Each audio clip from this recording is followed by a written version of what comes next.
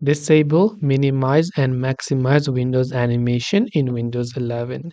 So if you want to disable, minimize, and maximize Windows animation on Windows 11, so for example, this basically means if you're opening something like the settings app, when you minimize it, you can see this little animation. When you maximize it, there's this little animation, right? So let's say you want to disable this animation.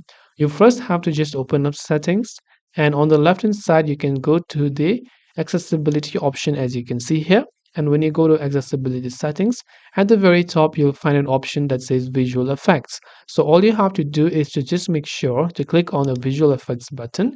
When you go to the visual effects button, here you can see the option called animation effects. So all you have to do is to simply turn this thing off.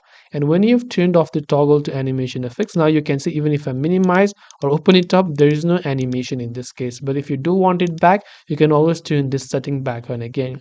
This way you can disable, minimize, and maximize animation effect in Windows 11.